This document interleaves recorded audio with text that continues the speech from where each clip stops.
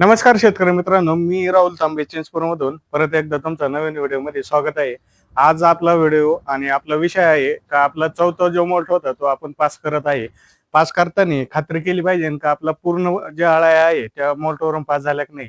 तर त्या ओळखायच्या कशा का अळ्या आपल्या ज्या थोड्या तांबडसर कलरच्या होत्या आणि बेडवरती पण बऱ्यापैकी आपल्याला अळीनं कात सोडलेली दिसते.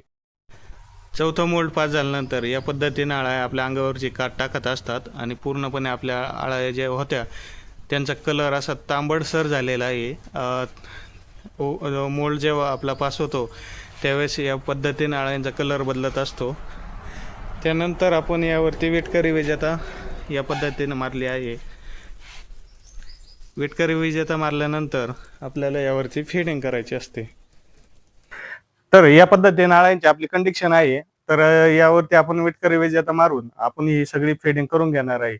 तर फेडिंग करत असताना आपल्याला डाट फेडिंग करायची असते, कारण 3 दिवसापासून आपण ज्या अळ्या मोल्टवर गेल्यापासून आपण त्यांना पाला वगैरे दिलेला नाही आणि त्यामुळे त्या अळ्यांना पाल्याची जास्त गरज असते आणि फेडिंग पण जास्त काबर करायची असते. कारण आपण उद्या याचे सपोज आपले 2 बेड आहे, याचे आपण 4 बेड करणार आहे. त्यासाठी आपल्याला फेडिंग पण करावं लागते, जेणेकरून आपल्याला फांत्या पण दुसऱ्या नवीन यावरती भेटत असतात आणि आपल्याला पेसिंग देता येते.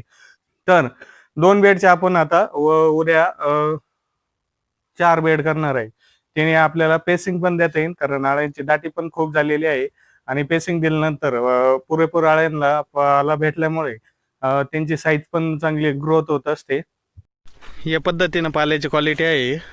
वरचा पाला जो दिसतोय तुम्हाला तो एकदम चांगल्या क्वालिटीचा आहे, म्हणजे बऱ्यापैकी आहे. बाकीचा जो पाला आहे तो या पद्धतीत आहे. बुरशी वगैरे याला स्प्रे वगैरे झालं नव्हतं वेळ नसल्यामुळे, आणि पाल्याचं वय पण भरपूर झालं होतं, त्याच्यामुळे ते बुरशीवर चढत चढत वरती कंडिक्शनपर्यंत आली. तर जरी खराब पाला असला तरी पण यावरती आपण चांगलीच बॅच काढणार. आता जो बाकीचा पाला आहे तो एकदम व्यवस्थित आणि चांगला आहे. तर या पद्धतीने आपण चौथा मोल्ट पास करून त्याच्यावरती पहिली फेडिंग केलेली आहे. फेडिंग करत असताना एक वेळेस आपण त्या बाजून आणि एक वेळेस या बाजून असं दोन्ही बाजूना एका दिवसाला फेडिंग करायचे असतात. सकाळची या बाजूला केली तर संध्याकाळची आपण इकडनं बाजूना पाला टाकत जायचंय. त्याने काय होतं, काळायला प्रॉपर खाल्ला बुडाचा पण पाला आणि शेंड्याचा पाला पण हा दोन्ही पण प्रॉपरली भेटत जातो आणि अळ्यांची साईज पण चांगली क्वालिटीची होते. त्यानंतर संध्याकाळच्या वेळेस ज्या वेळेस आपले फेडिंग झाल्यानंतर संध्याकाळी आपण फॉर्मेलिंग या वाटणमध्ये थोडी थोडी टाकत जायचे, जेणेकरून ज्या दिवसभरामध्ये बॅक्टेरिया शेडमध्ये तयार झालेल्या असतात त्या डिस्ट्रॉय करायचं ते काम फॉर्मेलिंग करत असतं.